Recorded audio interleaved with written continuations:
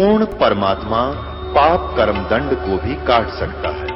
अभी तक जिस भी संत व महापुरुष से मिले उन्होंने यही बताया कि पाप कर्म फल भोगने से ही समाप्त होगा।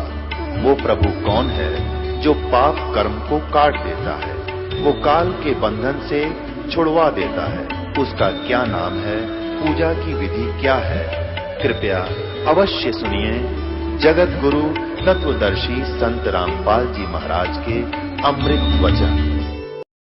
पुण्यात्माओं, ये ऐसा ज्ञान हो गया, इसमें रह कर ये प्रमाण दिखाने पड़ेंगे, क्योंकि ये पूरे विश्व में जाना है। एक दिन वो भी आएगा, सभी चैनलों पर ये ज्ञान चलेगा, तो इसमें रह कर ये प्रमाण दिखाने पड़ेंगे। नहीं तो पहली बार कोई भक्त सुनेगा एकदम उसका तो कुनीन जैसा मुंह कड़वा हो जाएगा, जैसे कुनीन की गोली खाया करे। और पुण्यात्माओं, जिसके कोई रोग है मलेरिया, तो कुनीन की गोली खानी ही पड़ेगी, चाहे इच्छा करके खा ले चाहे अनिच्छा से खा, वो खाए बिना रोग कटे को नहीं। मलेरिया से मुक्त नहीं हो सकते।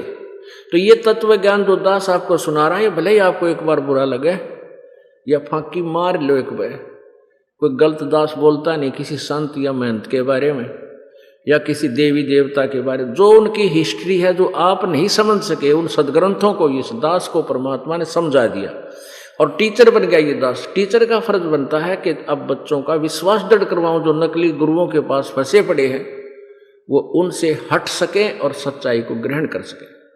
मुझे जरूरत नहीं थी, मुझे आवश्यकता नहीं थी इन सदग्रंथों की, ना वेदों की, ना गीता जी की और ना ही इन पुराणों की।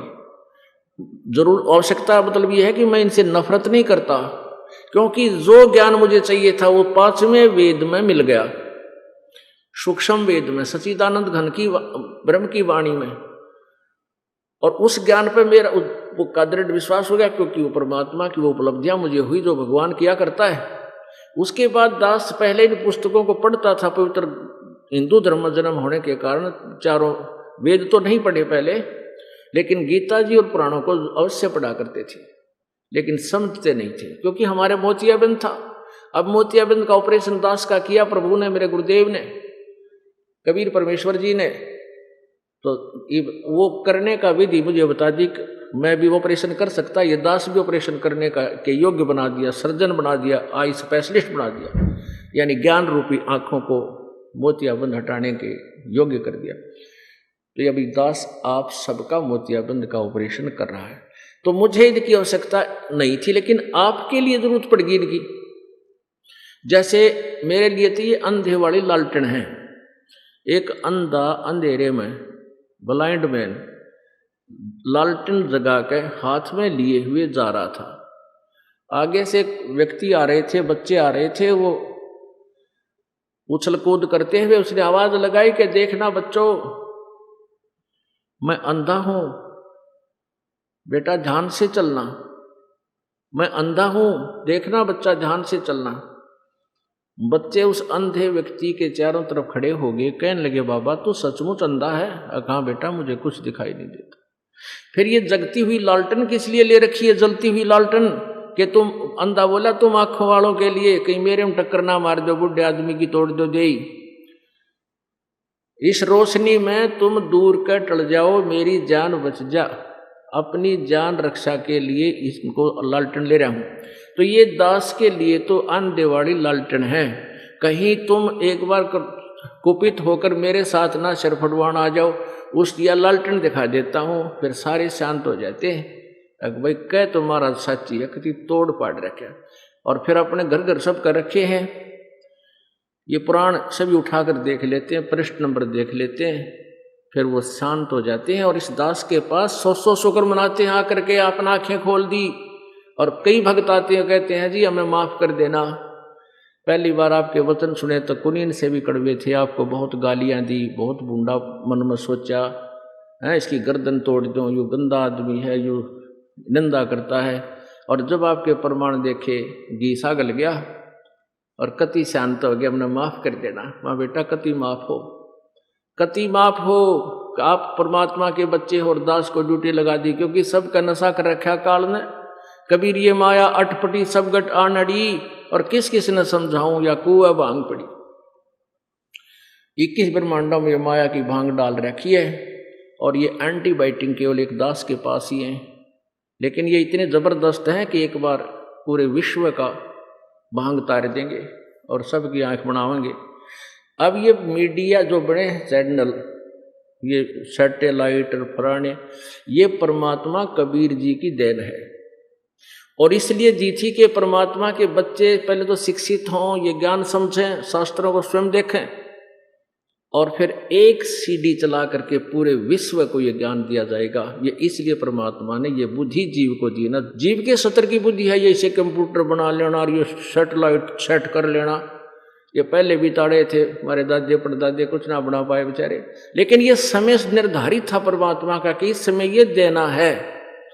और कुछ वर्षों के बाद देख लेंगे विज्ञान अड़े दरिद्राई रह जाएगी, ना बूंद पड़े, ना वर्षा हो, और ना यह विज्ञान रहे, और ना भक्ति करने वाले व्यक्ति रहे। बहुत बुरे व्यक्ति हो जाएंगे कुछ वर्षों के बाद, अभी हो रहे हैं। लेकिन इस तत्व ज्ञान से एक बार पूरे विश्व में शांति फैलेगी और भगवान की भक्ति पूरी पनपेगी। सब भक्ति करेंगे, बालक से लेकर बूढ़े तक, और परमात्मा ऐसी व्यवस्था बदलेगा, समय मौसम ठीक करेगा, समय पर वर्षा किया करेगा आपकी पुण्यों के कारण, और बहुत अच्छा माहौल सतयुग जैसा एक बार फिर पुनः पनपेगा। इस दौरान, इस समय में जो पार हो गया सो हो गया, फिर तो कोई युगों तक यही धक्के खाता रहेगा ऊपर। तो ये बीचली पीढ़ी है। तो अब आपको दिखाते हैं, या लालटेन दिखाते हैं कि ब्रह्मा विष्णु महेश को भी जन्म मृत्यु का रोग है, अर्थात ये नासवान है, अविनाशी नहीं है। देखिए ये वही श्रीमद् देवी भागवत पुराण, इसके अनुवादक हैं, संपादक हैं हनुमान प्रसाद पोदार, चिमन लाल गोस्वामी, प्रकाशक में मुद्रक हैं गीता प्रेस गोरखपुर, गोविंद भवन कार्यालय कोलकाता का संस्थान। ये इनके फोन और फैक्स नंबर। इस पवित्र पुराण के 123 पृष्ठ पे ये देखिएगा,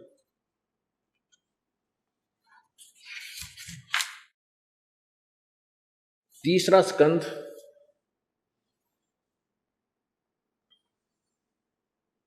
एक 123 पृष्ठ। अब भगवान शंकर जी अपनी माता दुर्गा की स्तुति कर रहे हैं, तुम शुद्ध स्वरूपा हो, यह सारा संसार तुम्ही से उद्भासित हो रहा है। मैं ब्रह्मा और शंकर हम सभी तुम्हारी कृपा से विद्वान हैं। हमारा आविर्भाव माने जन्म, और तिरोभाव बिन मृत्यु, हमारा तो जन्म और मृत्यु हुआ करता है। केवल तुम ही नित्य हो, जगत जननी हो, प्रकृति और सनातनी देवी हो। ओहो, भगवान शंकर बोले, देवी यदि महाभाग विष्णु तुम्ही से प्रकट हुए हैं, तो उनके बाद उत्पन्न होने वाले ब्रह्मा भी तुम्हारे बालक हुए। फिर मैं तमोगुणी लीला करने वाला शंकर क्या तुम्हारी संतान नहीं हुआ? अर्थात मुझे भी उत्पन्न करने वाली तुम ही हो। शिवे, संपूर्ण संसार की सृष्टि करने में तुम बड़ी चतुर हो। इस संसार की सृष्टि सती थी और संहार में तुम्हारे गुण सदा समर्थ हैं। उन्हीं तीनों गुणों से उत्पन्न हम ब्रह्मा विष्णु एवं शंकर नियमानुसार कार्य में तत्पर रहते हैं। तीनों गुणों से उत्पन्न, रजगुण ब्रह्मा जी, सतगुण विष्णु, तमगुण शिव जी हैं। इसे सिद्ध है। अब इससे चार कंसेप्ट क्लियर हो गए। एक तो ये हो गया कि ब्रह्मा विष्णु महेश नासवान है, इनकी जन्म और मृत्यु होती है। दूसरा ये हो गया कि दुर्गा इनकी माता है। तीसरा ये हो गया कि रजगुण ब्रह्मा है, सतगुण विष्णु, तमगुण शिव जी। चौथा ये हो गया कि ये नियमानुसार कार्य ही कर सकते हैं, वर्क डन ही देते हैं, जैसा जिसका कर्म है वैसा ही देते, ये कोई परिवर्तन नहीं कर सकते। अच्छा, ये तो ब्रह्मा विष्णु में इसके बारे में कंसेप्ट क्लियर हुआ कि ये नासवान है, अविनाशी नहीं है। और गीता जी अध्याय नंबर 2 के श्लोक 12 में और 4 के श्लोक 5 और 9 में ये स्पष्ट आपने अभी सुनाया आपको। उसमें ये लिखा है कि ये भी देख लो एक बार, क्योंकि हम गीता सभी पढ़ते थे पर समझ नहीं पाते थे। ये देखिएगा, श्रीमद् भगवत गीता, जयदयाल गोविंद का इसके अनुवादक है, गीता प्रेस गोरखपुर से प्रकाशित है।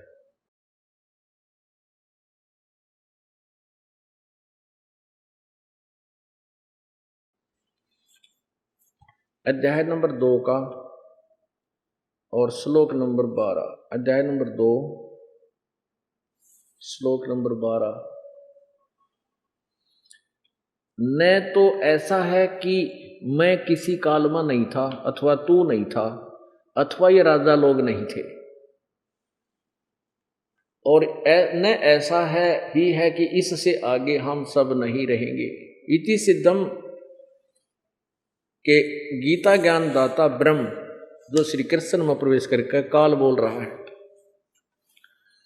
वो कहता है कि तू पहले भी था, मैं भी था, राजा भी थे, आगे भी होंगे, यानी जन्म मृत्यु अपनी बनी रहेगी। अब 2 के 17 में क्या कहा है, गीता जी अध्याय नंबर 2 श्लोक नंबर 17 में, नाश रहित तो उसको जान जिससे ये संपूर्ण जगत दर्श वर्ग व्याप्त है, यानी जिसने सारा संसार की रचना की है, और इस अविनाशी का विनाश करने में कोई भी समर्थ नहीं है। ये है वो अविनाशी। अब अध्याय नंबर 4 के श्लोक नंबर 5 में, अध्याय नंबर 4 और श्लोक नंबर ये 5 है, यहाँ पर नीचे इसकी पूरी संस्कृत है, यहाँ इसका अनुवाद है। हे प्रणतम अर्जुन, मेरे और तेरे बहुत से जन्म हो चुके हैं, उन सबको तू नहीं जानता, मैं जानता हूं। अब 9वें में देखना,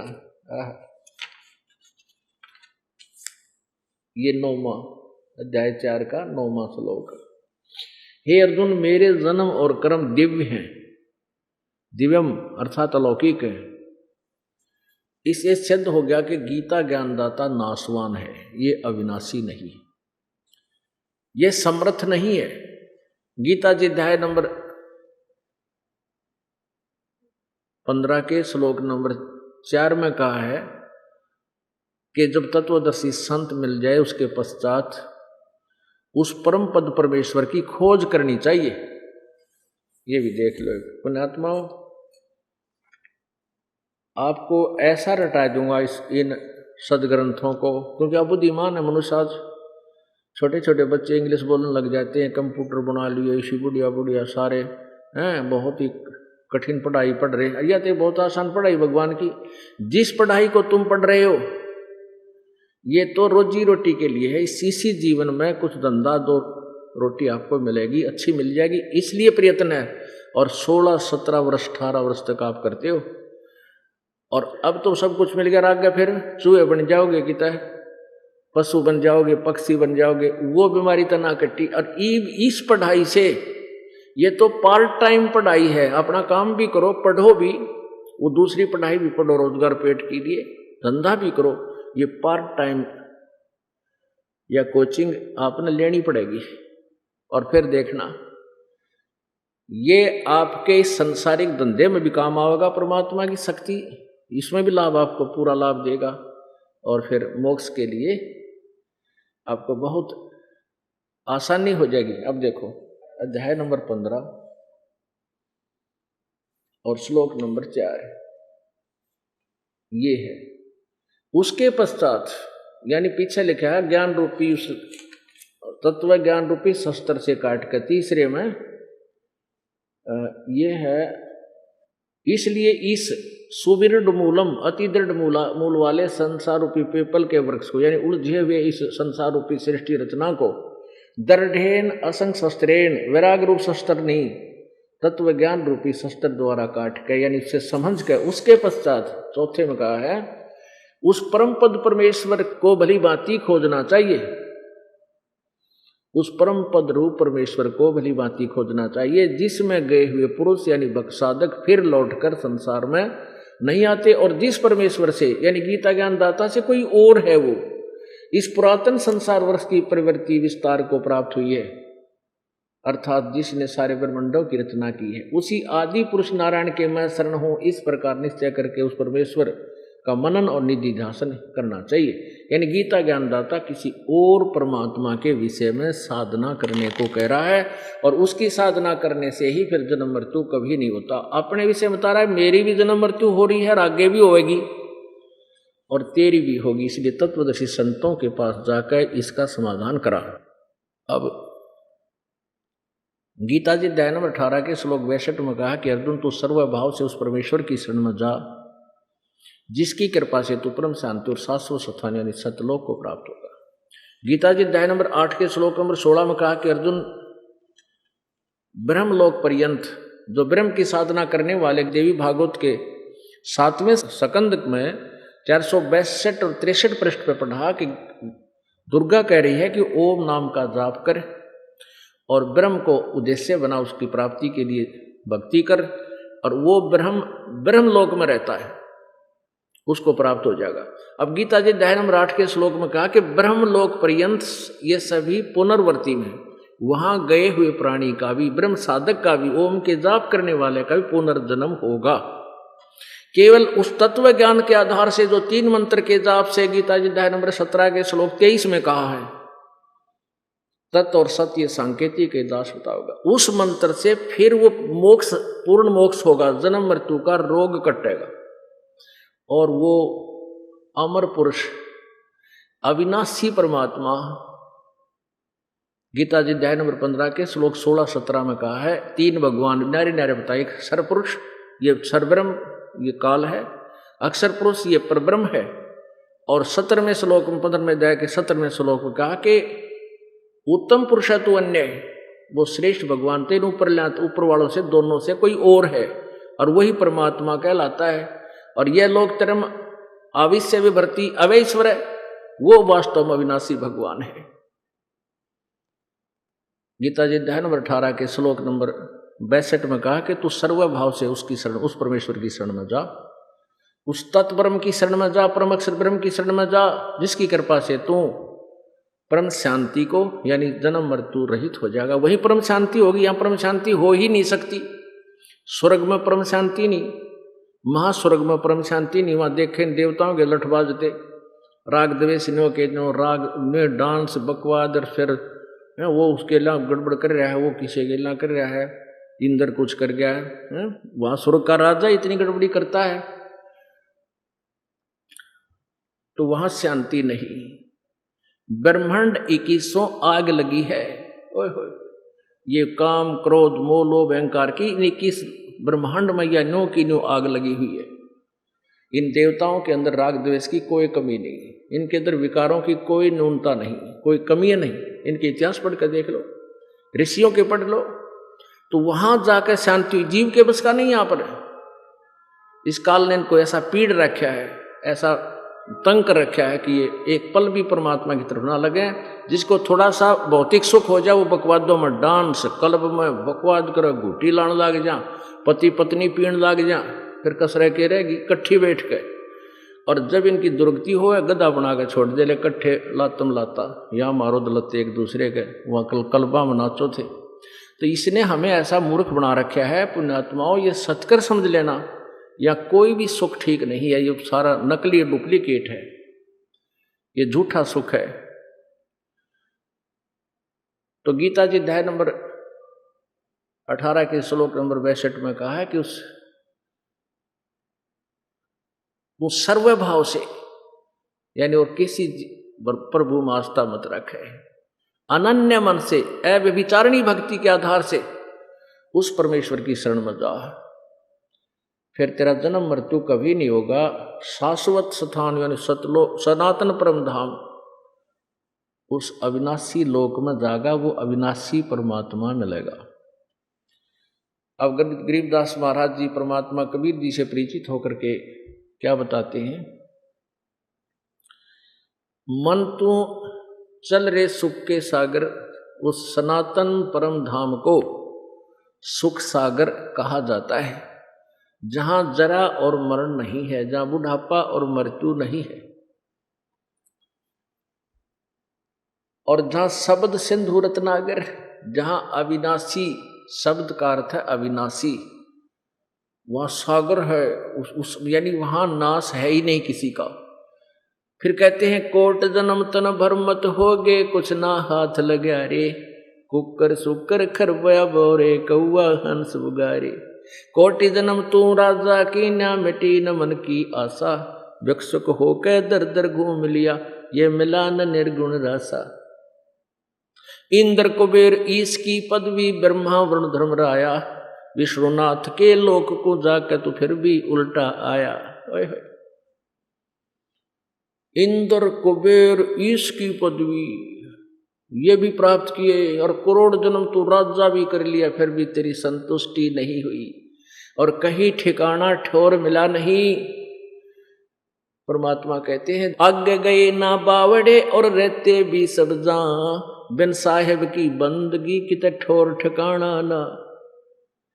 अब जैसे अब हमने यू घर अपना मान रखा,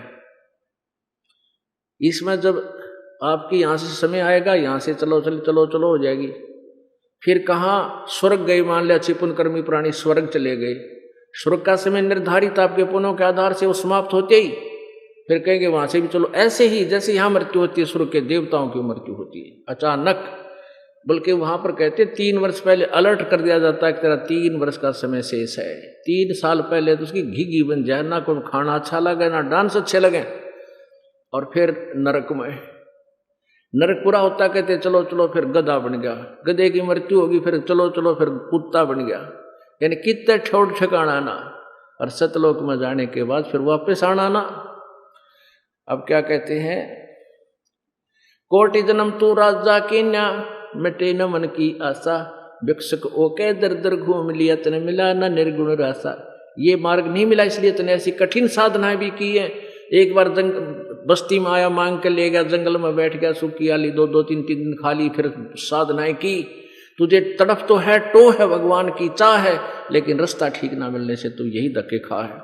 तो परमात्मा क्या कहते हैं कि इंद्र कुबेर ईश की पदवी, ओहो इंद्र स्वर्ग का राजा भी बन गया, यहां तक पृथ्वी के छोटे से टुकड़े का मुख्यमंत्री बन जा, फूला नहीं समानता, और भाई प्रधानमंत्री बन जाता बोलिए और तरह की हो जाती है, लेकिन भूल जाता तू जीव है। ये ज्ञान से पता लगेगा, चाहे फिर ठीक है भाग्य में कुछ भी बने, लेकिन वो जुल्म नहीं कर सकता, वो पाप नहीं कर सकता प्राणी, राज रहे या ना रहे, और तभी यहां से छुटकारा होगा। कहते स्वर्ग का राजा भी तो बन, इंद्र कुबेर धन का देवता,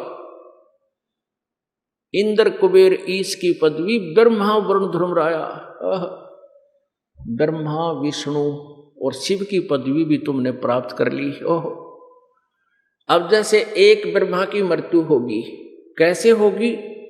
जैसे 4 युग हैं, सतयुग, त्रेता, द्वापर, कलयुग, ये चतुर्युगी होगी। इनके कुल वर्ष बनते हैं चारों युगों के 43,20,000 वर्ष, और ऐसे 1008 चतुर्युग का ब्रह्मा का जन्म, और इतनी रात, इसको सीधा सा 1000 चतुर्युग मान लेते हैं, और ऐसे 30 दिन रात का ब्रह्मा जी का 1 महीना, और 12 महीने का ब्रह्मा जी का वर्ष, और 100 वर्ष की आयु ब्रह्मा जी मरेगा। और ब्रह्मा जी से 7 गुणी अधिक आयु है विष्णु जी की, विष्णु जी मरेगा। विष्णु जी से 7 गुना है शिव जी की, ये शिव जी मरेगा। और जब 70,000 बार ये शिव जी मर लेगा, तब ब्रह्मलोक में रहने वाला ये काल की मृत्यु होगी। तो ये एक युग होगा परब्रह्म का, उस अक्षर पुरुष का एक युग। और ऐसे फिर 1000 युग की परब्रह्म का दिन, इतनी ही रात, उसके फिर 30 दिन रात का 1 महीना, और 12 महीने का 1 वर्ष, और 100 वर्ष की उस परब्रह्म की अक्षर पुरुष की एक आयु, वो भी मरेगा। अब यहां परमात्मा कहते हैं वो परम अक्षर ब्रह्म नहीं मरेगा, वो कभी नहीं मरेगा, और इसलिए तू इतनी लंबी आयु भी पाकर तेरी फिर भी मृत्यु, एती उम्र बुलंद मरेगा अंतरे। क्यों? क्योंकि सतगुरु लगे न कान न बैठे वो संतरे। अपने आत्मा सतगुरु होता सच्चा ज्ञान देने वाला। वो तो परमेश्वर कबीर जी ने और मेरे गुरुजी ने इस दास को बना दिया। और आप जी अब भक्त हो, संत हो गए। संत सोए जो सीधा चाला है, सब बुराई त्याग कर भक्ति करता है, सब विकारों से हट जाता है, बुराई किसी की आत्मा नहीं दुखाता, वो संत है। तो आप जी जिसके संपर्क में आते हो, आप उसके समझाने की चेष्टा करते हो और फिर इस दास के पास लाकर नाम दिलाते हो। कहते तुम्हें सतगुरु में लगे न कान न भेटा कोई संत रे।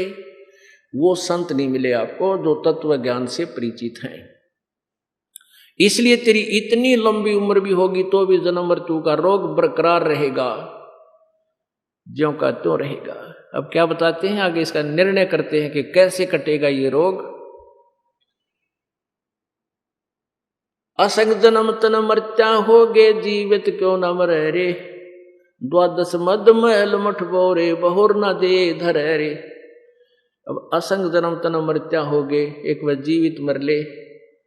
जीवित मरना है, जैसे आदमी की मौत होगी वह तो परमानेंट छुट्टी होगी, कोई काम नहीं कर सकता घर का। चाहे बिल्कुल, एक भक्त बता रहा था कि मेरे मामा की 3 लड़कियां का ब्याह था, 5 लड़की थी, और मामी गई थी बात नौतन, और बस स्टैंड पर खड़ी थी रोहतक वाले पर, क्योंकि जिसका 3 बेटियां का ब्याह हो, बहुत इधर उधर दिमाग में नो लाऊंगी, ऐसे करूंगी। कहते एक बस न ड्राइवर बैक करे था अकेला, कंडक्टर उतर गया, अपने खुले पैसे देने लग गए यात्रियों के, और उसने ऐसी टेढ़ी बेढ़ी सी होगी, उसने उस माई का ध्यान नहीं था, वो पिलर बीच और बस के बैक में आ गई और उड़े तड़प कर मर गई। वो ब्याह भी रह गया और वह माइंड की फिरकी हो रही थी, नौकर दूंगी नौकर दी, वो भी वहीं रह गया। तो परमात्मा यूं कहे कि जैसे आप जी सत्संग में इसलिए नहीं आते कि घर का काम बिगड़ जा, और किसी दिन छुट्टी होगी तो परमानेंट फिर क्या करोगे। तो कहते तुम 3 दिन या 1 दिन जिसा ब्योंत हो मर के देखो, जीवित मरो। नो सोच लो आज मेरी मृत्यु होगी, रूड़े छोड़ दो सारे हथियार, अब देखी जाएगी जो गर्म न होगा। अब 1-2 दिन के बिगड़े हुए काम नेता फिर जाके संभाल लोगे, और परमात्मा के नाम पर आने वाले का कदे काम बिगड़िया नहीं करता, ये गारंटी देता था सबको। दूने काम ठीक होंगे आपके। बहुत से ऐसे प्रमाण आपको दे सकते हैं जो घर पर रहते आनी हुई रिहाने के बाद सुनकर 100 खोने लगे। तो इसको जीवित मरना कहते हैं। 1 दिन 2 दिन के लिए आप मर भी गए ओन दे जो होगा, और फिर जाकर संभाल लोगे और परमात्मा वहां खड़ा पाओगा आपको। एक भगत था, अपनी भक्ति करा कर भगत, और भगवान ने कह देगा भक्त, लेकिन वो दयालु इतना है कि मेरा बच्चा किसी तरह साधना करके मेरे पास आ जा, सदा सुखी कर दूंगा इसको सतलोक। एक भगत था, बहुत अच्छा भगत था, बूढ़ा हो गया। एक नौकर था उसके, और वो दूर देश का रहने वाला, जैसे यहां से कोई बिहार का रहता हो, और उसकी मां की मृत्यु होगी, चिट्ठी आ गई और उसके दस्त लाग गए। बूढ़ा इतना बीमार था वो भक्त संत कि उसका काफी तकलीफ, बीमार सा था ना, उस समय वो ठीक सा था। तो उसने कह दिया कि गुरुजी ऐसे ऐसे मेरी मां की मृत्यु होगी। अब वो गुरुजी बोले जा, और संत बोले आप जा बेटा, जाया। फिर वो शिष्य कहने लगा गुरुजी आप फिर कौन संभालेगा आपको। कोई बात ना बेटा, आप जाओ, चला लूंगा काम में। अब क्या हुआ, वो तो चला गया और वो भक्त बीमार हो गया। बूढ़ा मेरे दोस्त थी, बुढ़ापे में ना मेरा कोड़बर कौन सा बीपी लो हो जाए, हाई हो जाए। अब वो गढ़ा तंग हो गया। अब परमात्मा उस नौकर का रूप बना के वापस आ गया। तो वो कहने लगा बेटा तू गया को नहीं। अब जी मेरा प्रेरणा हुई जानू वापस चालू, लेट हो गया, तो कल जाऊंगा सुबह। अरे बाप की ये दशा देख ली, मत ना जाऊं, माँ तो मर ली सो मर ली, मैं तो उसको जीवित नहीं कर सकता। आपका ज्ञान भी सुन रखा है और आप स्वस्थ हो लोगे जब जाऊंगा। 1 महीने तक वो बूढ़ा थोड़ा सा ठीक हुआ। इतना भगवान उस नौकर का रूप बनाकर उसकी टट्टी ठावे, उसके कपड़े धोवे, रोटी पोवे और खूब नुहा धुआ के सोआ, और नीचे धरती में सोए, जमीन में सोए संत के भगत के पास में। 1 महीने के बाद वो बच्चा आ गया, उसके आने से पहले भगवान खिसक गया, अकालिया संभाल लेगा बुढ़े ने। वो लाया कुछ सामान वहां से अपने देश का, कुछ कोई फल लाया कुछ और कहने लगा, ले महाराज जी ये हमारे देश का यो फल है, मेरी दोहना चाची राम राम कह थी आपने, मेरा पिताजी नो कह था, मेरा भाई नो कह रहा था। वो बुढ़ा उसके मुंह का नहीं देखा है, अगर तू क्या बोल रहा है बेटा, मेरा समझ में नहीं आई तेरी बात, ये कौन से कहाँ से ले आया तू ये? बोला जी मैं अपने घर गया था ना, मेरी माँ मर गई, वह बीमार होगी थी, 1 हफ्ते से बीमार थी, ऐसे ऐसे तकलीफ थी और वह मृत्यु होगी, कोई बात ना, वह तो वृद्ध हो रही थी, मेरे चाचा ने बोला और फला। वो कहने लगा तू बात क्या कह रहा है, मेरे समझ में नहीं आ रही बेटा। अगर जी मैं अपने घर से आया था, कद आया था, तो क्या भी आ रहा हूँ सीधा ही। वो कहने लगा ये मेरा काम कौन क्या करता, तू यहीं तो था। अगर नहीं महाराज जी मैं तो ये आया हूँ। वो बूढ़ा बहुत रोया, ने बोला हे भगवान, इस पापी ने आपको इतना तंग किया, कई बार धमका भी दिया, रहा तू लाता नहीं, फलाना पानी नहीं लाया, यानी जैसे नौकर को धमकाया करते हैं। तो पुण्यात्मा ये सत्कर मान लेना, ये कोई बड़का की कथा नहीं है कि दंत कथा नहीं है, सच की सच कहानी है, पर इस योग्य आप हो जाइए। भगवान आपके नौकर कहते हैं, जो दिन मेरी शरण है ताका हूं मैं दास। दास नौकर को कहते हैं, गुलाम को कहते हैं। और गेल गेल ला गया फिर जब लग धरती आकाश। आप योग्य ऐसे बनोगे, ज्ञान से और भक्ति से, नम्रता आवेगी, पूरी समर्पण मालिक पर हो जाओगे, फिर देखना किस तरह हाथों पर रखता है मालिक आपको। फिर कहते हैं असंख्य जन्म तन मरत्या हो गए, जीवित क्यों ना मरे रे। और दूसरा डेफिनेशन है जीवित मरने की, शराब मांस तमाकू ये प्रयोग नहीं करनी। मन तो चाहे घुटी ला लूं, फिर इसने समझा दे बक्कल उतर जाएगा, मुश्किल तो सूत माई है, बात क्या की घुटी ला ले, फिर कुत्ता बनकर गंदी नाली का पानी पिया करेगा। और फिर बताते हैं कि जैसे इस जीवित मरने का है, जैसे कोई लड़की की शादी करता है, बाजो बजाओ डीजे बेगनता है, काटने तो बकवादा तो मतलब है, तो मन में यह तड़फ नहीं बढ़ देख मैं भी अपनी बेटी का इतना खर्चा करूँ, इस तरह बकवाद करूँ। नहीं, जीवित मर जा, करण दे, बालक है तो नाचे कूदे। और यहाँ पर एक मिनट में के बिजली गिर जा। एक समाचार पत्र में आया था कि एक रोहतक में से बारात गई, सामने तो नाच रहे थे, कूद रहे थे, और कलानौर के पास एक्सीडेंट हो गया, वो दूल्हा भी मर गया। जाते जाते ब्याह तो भी ना था, और 5-7 बराती भी मर गई। पहले डीजे बाजे तेरी भी के दुआछड़ बाजे उड़े। तो कहते हैं इस गंदे लोक में झूठे सुख को सुख है, तू मान रहा मनमोद, ये सकल चबी ना काल का कुछ मुख में कुछ खोद। नानक साहिब जी कहते हैं कि ना जाने काल की कर डारे, किस विच ढल जा पासावे, जिनाते सरते मौत खड़क दी उन्होंने केड़ा हंसावे।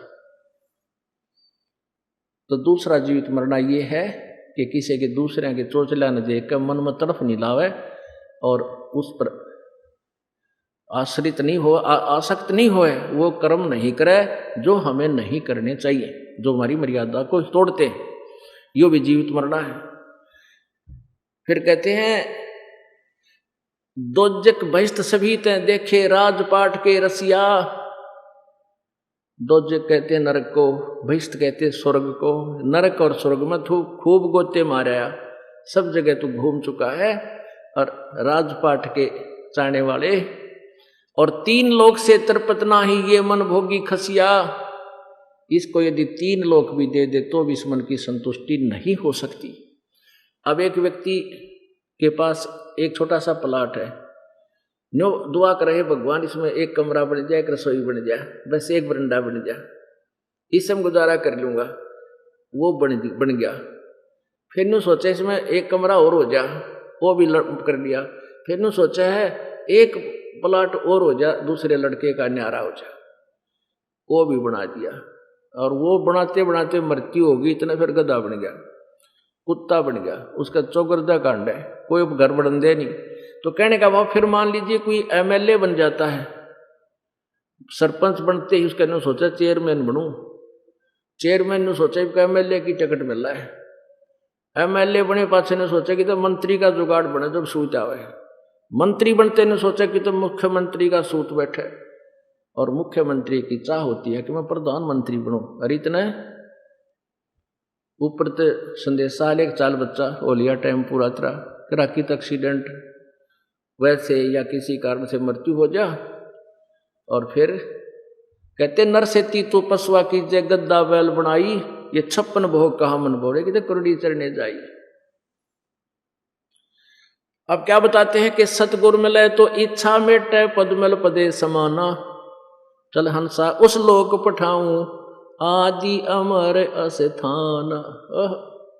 कि कोई सतगुरु मिले तो यहाँ के इस दलदल से बाहर करे, इस गंध को हमें दिखावे कि ये क्या वस्तु है जिसको हम खोज रहे हैं, सारा जीवन खो देते इस माया को जोड़ने में, और या मिलती भी कोई ना। कहते हैं जैतन राजपाठ को चाहिए हमारा धर ले ध्यान, अगर तूने यही डले ढोने हैं तो भी हम भक्ति बताएंगे, इस तय मिलेंगे तूने यही धक्के खाने। जैसे विभीषण ने भक्ति करी परम पिता की शरण में लेकर के, और रावण ने भक्ति करी थी यहाँ के भगवानों की, रावण उस राज्य को नहीं रख सका, विभीषण को मिली उसकी सत्य भक्ति से। कहते हैं जैतने राजपाट भी चाहिए धर हमारा ही ध्यान, हमारी भक्ति कर। लेकिन फिर इसके अवगुण से परिचित करा दिया कि इसमें अवगुण बहुत है। फिर हमने कहते इंद्र दा राज काग दा विष्टा, इंद्र स्वर्ग के राजा के राज्य को भी हमेशा जैसे काग की बीट हो, इन कंपैरिजन ऑफ सतलोक, वहां के सुख के बराबर यहाँ के स्वर्ग के राजा का सुख भी काग की बीट के तुल्य है।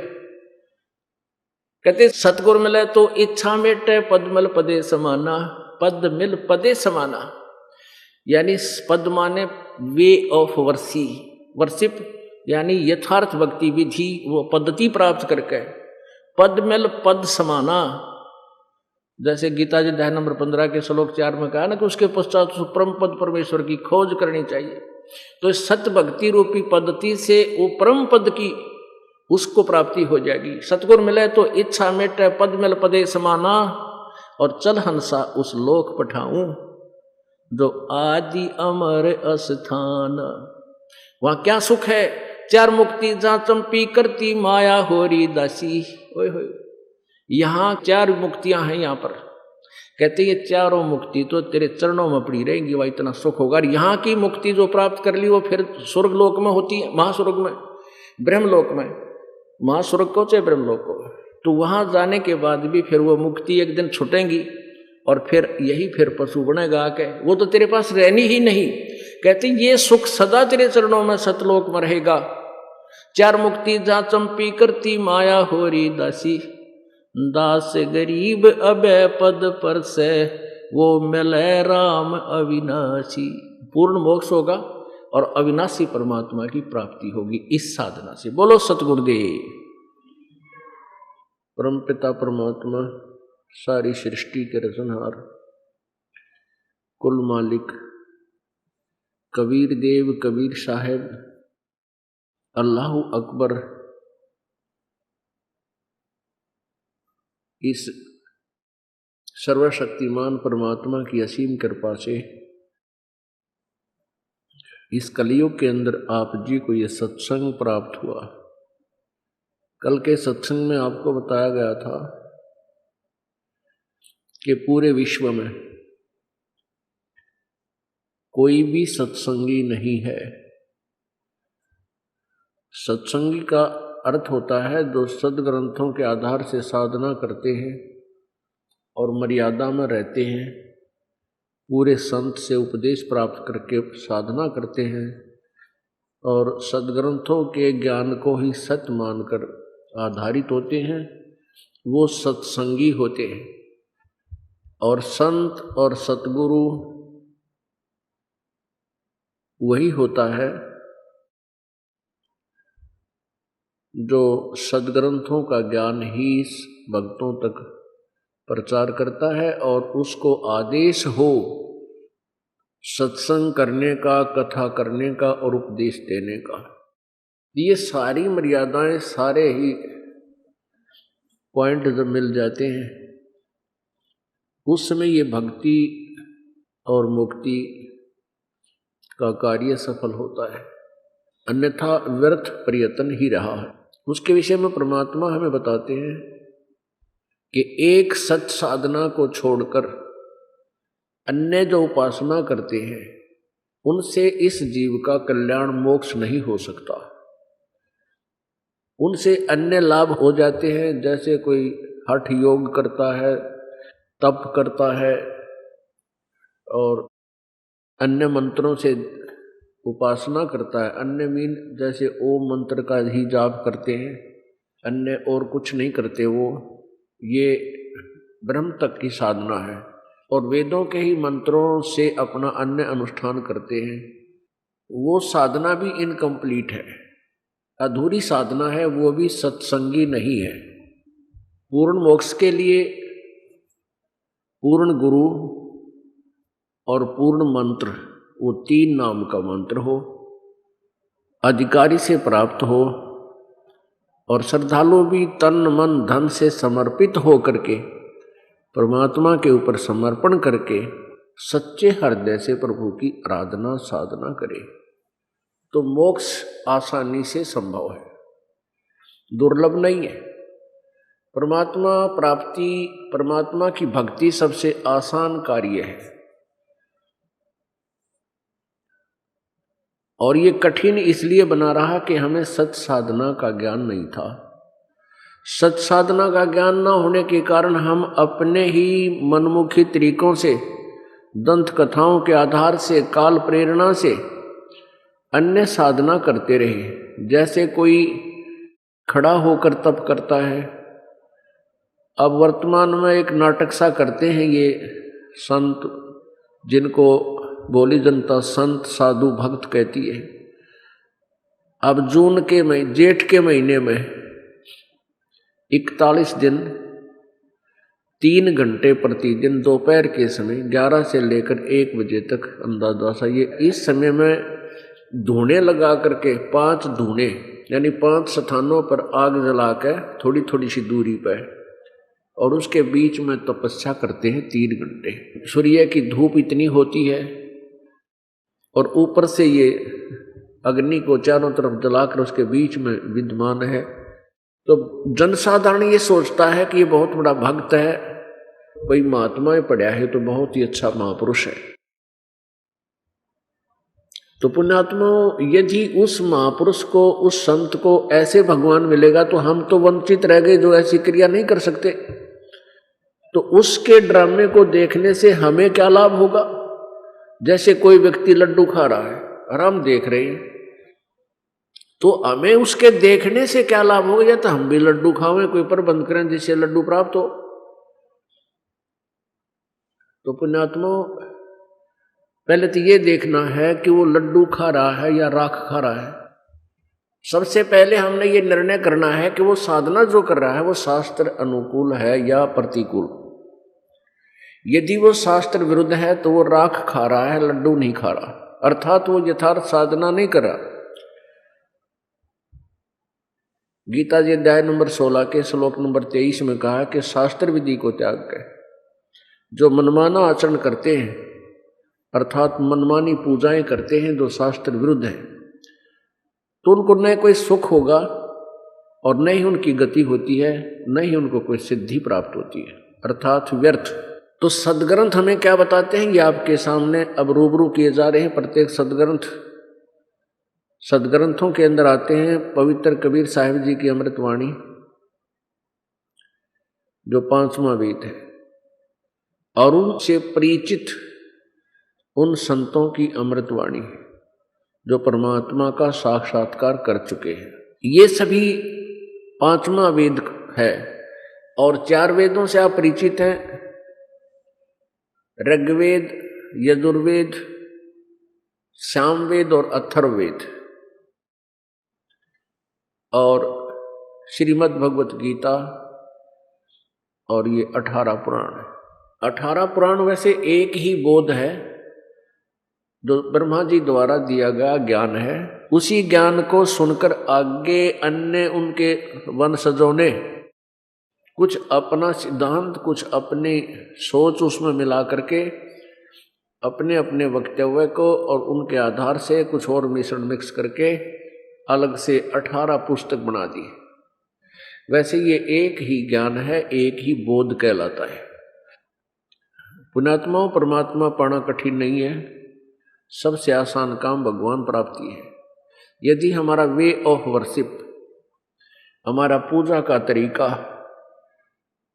शास्त्र अनुकूल हो जावे, यानी प्रत्येक टर्म एंड कंडीशन पूरी हो, संत पूरा हो, उसको आदेश हो उपदेश देने का, उससे आपको उपदेश प्राप्त हो, मंत्र पूरा हो और फिर शिष्य भी पूरा हो, अर्थात सच्चे दिल से भक्ति करके आसानी से मोक्ष हो सकता है।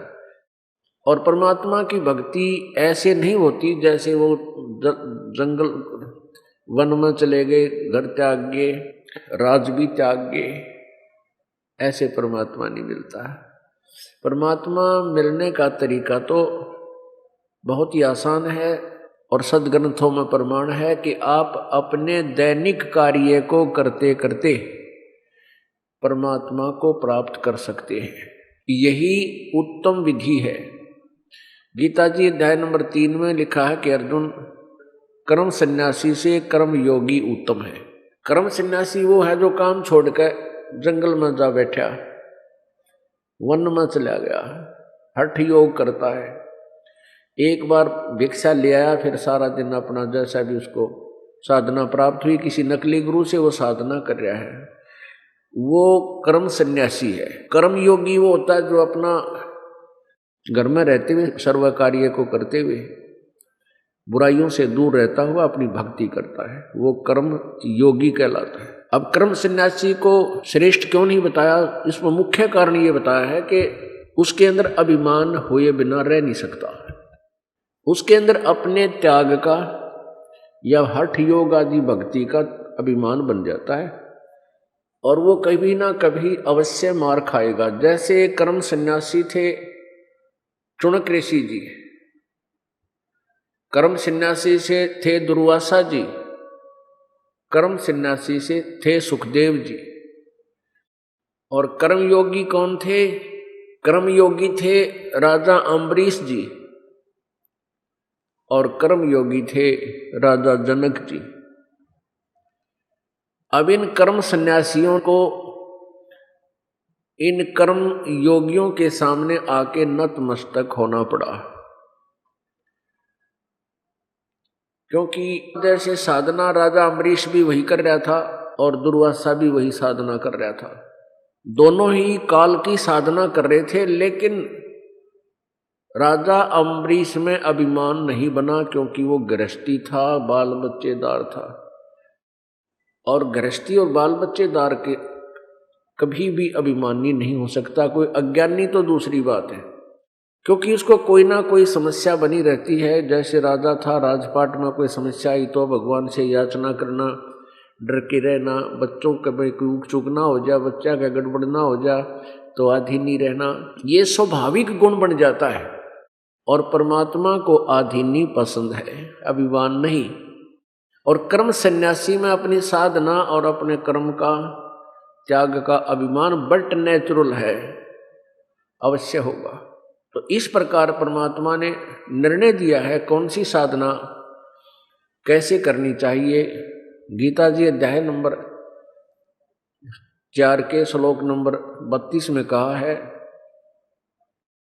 कि जिन अनुष्ठानों का विवरण श्लोक नंबर 25 से लेकर 31 तक कहा है, ये वो साधनाएं हैं जो प्रत्येक साधक अपनी साधना करता है। कोई देवताओं की पूजा करता है, कोई घोर व्रत रखता है, कोई अहिंसावादी है, कोई केवल स्वाध्याय करता है, गीता जी का पाठ करता है, कोई दूसरी पाठ करता है, वेदों के मंत्रों का जाप करते हैं। कहते हैं ये अपनी अपनी साधना को सभी पाप नाशक जानते हैं, लेकिन कौन से अनुष्ठान करने योग्य हैं और कौन से न करने योग्य हैं, उनके विषय में जानकारी सच्चिदानंद घन ब्रह्म की वाणी में है, विस्तार से कही गई। उस ज्ञान को गीता जी अध्याय नंबर 4 के श्लोक नंबर 34 में कहा कि उस सच्चिदानंद घन की वाणी अर्थात पांचवें वेद को, तत्व ज्ञान को किसी तत्वदर्शी संतों के पास जाकर समझ और उनको दंडवत प्रणाम कर आधीनी से विनम्र होकर प्रसन्न कर, फिर वो तत्वदर्शी संत तुम्हें वो ज्ञान बताओगे। फिर ऐसे कर, उससे तेरा पूर्ण मोक्ष होगा। तो उस सच्चिदानंद घन की वाणी में कौन सी साधनाएं करने को कहा है, कौन सी ना करने को कहा है? सच्चिदानंद घन परमेश्वर ब्रह्म की वाणी में यानी कबीर वाणी में कबीर परमेश्वर जी ने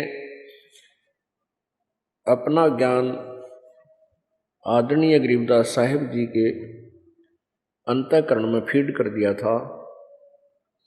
वही अमृतवाणी परमात्मा का अमृत ज्ञान आदरणीय गरीबदास साहिब जी ने बोला और वो लिपिबद्ध किया गया। क्या बताते हैं? पांडे वेद पढ़े क्या होई, घट अंदर की खबर न जाने, ये दौरा लूटे तो ही। परमात्मा समझाना चाहते हैं कि हे पांडे, पांडे कौन होते थे? ये गुरु लोग होते थे हिंदू धर्म के। इनको समझाने की चेष्टा की थी कि तुम जो साधना कर रहे हो ये शास्त्र विरुद्ध है। पांडे वेद पढ़े क्या होई, घट अंदर की खबर न जाने, दौरा लुटे तो ही। एक कै गुदरी एक कै धागा, पांच तत्व रंग भीना बागा, हाड चाम का सकल पसारा, सब गट एक कै बोलन हारा। भ्रम भेद भूलो मत को, सब गट एक कै गुद डालो हूँ। भग द्वारा सब आवे जाही, ऊंच नीच कहाँ भिन्न बताई। उधर बीच कहाँ पोथी पाना, सालग सिला नहीं अस्थाना। ना था पांडे कंद जनेऊ, बहुविध भूले बाट बटेऊ। दर्पण धोती तिलक ना होता, उर्दमुखी भौजल में गोता। ता नेम आचार नहीं था भाई, ताते समझ शब्द लौलाई। गीता गायत्री ना होती, और कागज कलम न पत्रा पोथी। निसंदेह देव नहीं दूजा, ना जा पत्थर पानी पूजा। कंठी माला न मृग छाला, ना चंदन के छापे। और पत्थर पूजे पद नहीं सूझे, पूर्ण ब्रह्म न लापे।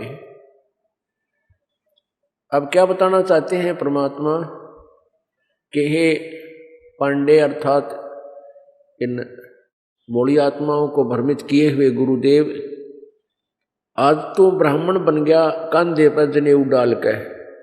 माँ के पेट में से जब आए हैं, चाहे तुम जिसको शूद्र कहते हो और अपने आप को ब्राह्मण कहते हो, सभी एक ही सतीथि में बाहर आए हैं। और माँ के गर्भ में सबके ऊपर जेर लिपटी हुई थी। यदि ऐसे कोई मलिन व्यक्ति नजर आता है तो उसको तुम शूद्र कहते हो, तो माँ के पेट में तो सभी शूद्र ही थे, बाहर आकर सभी स्वच्छ हुए। फिर तुम दूसरों को शूद्र किस आधार पर कहते हो? परमात्मा कहते हैं भाई ऊंच नीच इस विध है लोई, और कर्म कुकर्म कहावत दोई। सुक्रम और कुकर्म चाहे किसी भी उच्च जाति का है, स्वर्ण जाति का, और चाहे कोई निम्न जाति का है, यदि वो परमात्मा की साधना शास्त्र अनुकूल करते हैं, बुराइयों से दूर हैं, तो वो ऊंच है, वो निम्न नहीं है। और जो शराब पीते हैं, मांस खाते हैं, तम्बाकू पीते हैं, चोरी करते हैं, जारी करते हैं, लूटते हैं, मिलावट करते हैं, कहते हैं वो नीच है। वो चाहे किसी भी मजहब जाति या किसी भी समुदाय से संबंध रखते हैं। ऊंच नीच इस विध है लोई, ये कर्म सुकर्म कुकर्म कहावत दोई। अच्छे काम करने वाला ऊंच है चाहे किसी वर्ण में है, और बुरे काम करने वाला नीच है चाहे वो किसी वर्ण का है। ते शूद्र ब्राह्मणी जाया भाई, और तुमरा सुदर शरीरम, बाहर आन के भय ब्रह्मचारी, नाते बहुजल नीरम। ब्राह्मणी के पेट से भी शूद्र ही उत्पन्न हुआ था, क्योंकि शूद्र उसी को कहते हो जो शरण फड़ रहता हो, मलिन हो। पहले कर्माधार से ही हमने इनको अलग से, एक ही मानव जाति 4 विभागों में बटी। सभी प्रारंभ में एक ही भाई बहन थे, एक ही परमात्मा की संतान थे, एक ही पिता की संतान थे, ब्रह्म की और दुर्गा की। आगे फिर ब्रह्मा से अलग संतति चल पड़ी अलग से, और विष्णु से अलग, शिव जी से अलग। तो परमात्मा ये बता रहे हैं कि जैसे जिन्होंने सफाई आदि का कार्य प्रारंभ कर दिया, अपना बांट लिया करते हैं घर के काम में, कोई खेत का काम करता है, कोई घर का संभाल लेता है, कोई मजदूरी पर जाता है, तो कोई दूसरा काम कर लेता है, तो उस तरह विभाग बन गए हमारे। फिर कर्म जैसा जिसका था, जैसे कोई सफाई करता है, झाड़ू देता है, या फिर जूते बनाते हैं। पहले क्या करते थे, अपने आप मृत प्राणी पशुओं के चाम उतार कर लाते थे, स्वयं ही उसके जूते उसको साफ करते थे, सुखाते थे अपने घरों में। तो उनके घरों में वो बांस उठी रहा करती, माखी बनकर लाएगी। स्वाभाविक था, जो सा कर्म है वह वैसे व्यवस्था हो ही जाती है। इस कारण से जो ब्राह्मण वर्ग थे, अपने ही भाइयों से जो दूसरे कर्म करते थे उनको शूद्र कहने लगे, और उनसे नफरत करने लगे कि तुम्हारे तो ये मलिन कपड़े हैं, इन पर माखियां बनकती हैं, दूर दूर दूर हो ले, ऐसे करने लगे। तो परमात्मा कहते हैं कि तुम बाहरी आडंबर को महत्व ना दे करके अंतःकरण में झांको। यदि आप बुराई करते हो और वो शूद्र बुराई नहीं करता, तो आप बुरे हो, वो नेक आत्मा है।